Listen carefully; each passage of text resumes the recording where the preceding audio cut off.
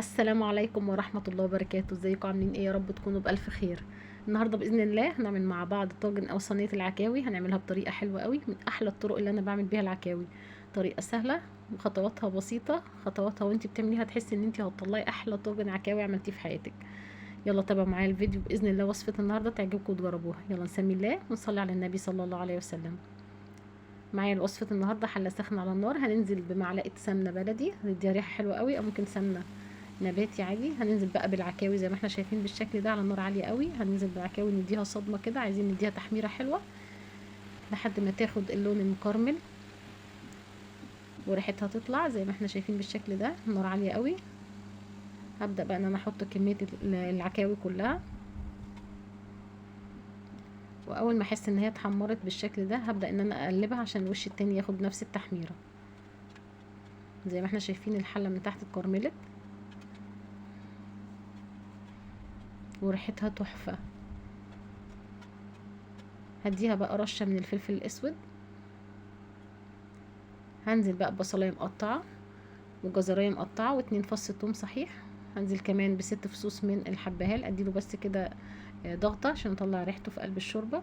هنزل كمان ب6 ورقات من اللورة وكام كام فص من المستكة. هنزل كمان بواحدة طماطم مبشورة. هملى بقى الحلة بمية بتغلي. بعد ربع ساعة بضيف الملح واغطي عليها واسيبها تستوي 3/4 سوا، حوالي ساعة الا ربع. في حلة تانية بقى على النار هنزل بربع كوباية من الزيت، وهنزل بربع فلفل بارد هديله تشويحه وتحميره كده، هطلع ريحته في قلب الزيت. بعد كده بشيله. بنزل كمان بنص كيلو من البصل الصغير، البصل الاحمر، البصل القورمه او القرمه زي ما بنسميه، نديله تحميره حلوه زي ما احنا شايفين كده على الوشين. بعد كده بنزل بنص كيلو من الجزر المقطع شرايح عريضه وبديهم تشويح مع بعض ياخدوا تحميره كده بسيطه. بعد كده بشيلهم وبنزل بنص راس من الثوم، ثوم مبشور او مفروم، وبديله تشويحه لحد ريحته ما تطلع. بنزل عليه بربع فنجان من الخل الابيض.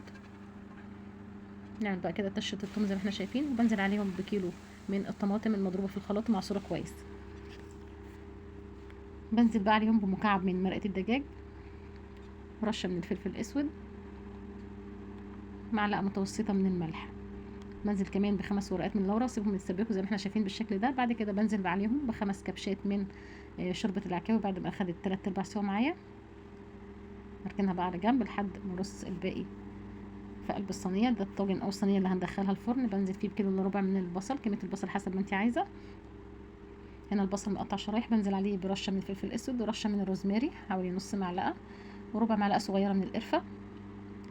ببدا بقى ان انا ارص العكاوي اللي اخدت معايا 3/4 سوا حوالي ساعه الا ربع. ارصها بقى على البصل بالشكل ده زي ما احنا شايفين كده.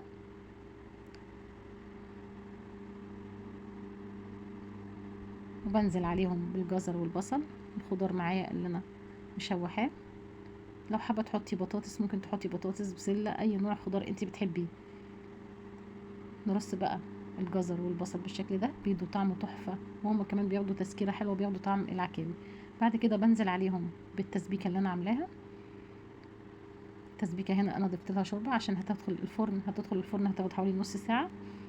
هيغلوا مع بعض، ياخدوا يدوا مع بعض. بعد ما برص او بعد ما احط التسبيكه زي ما احنا شايفين، بنزل بقى بالفلفل اللي انا شوحته في الاول، بيدي طعم تحفه بعد التشويحه والتحميره اللي انا عطيها له ديت. ادخلهم بقى الفرن، فرن عالي الحراره مده نص ساعه، وتحت الشوايه في الاخر خالص بديهم 5 دقايق. ده شكلهم بعد ما طالعين لسه يا دوب طالعين من الفرن، ريحتها تحفه. دي من احلى الطرق اللي انا بعمل بيها العكاوي، جربيها والله باذن الله هتعجبك. وده شكل الصينيه بعد ما خرجت من الفرن. عايزه اقول لكم ريحه بسم الله ما شاء الله، والله ريحتها تحفه.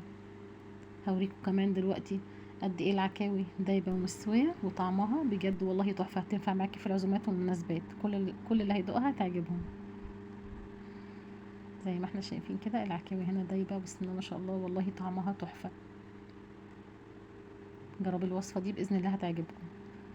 وكده خلصت وصفتنا النهارده. بتمنى يا رب وصفه النهارده تكون عجبتكم وتجربوها. ما تنسوش بقى تشجعوني وتدعموني بلايك، وتشرفوني باشتراككم في القناه، وتفعلوا زر الجرس على كلمه الكل عشان يوصل لكم كل جديد. بشكركم جدا. السلام عليكم.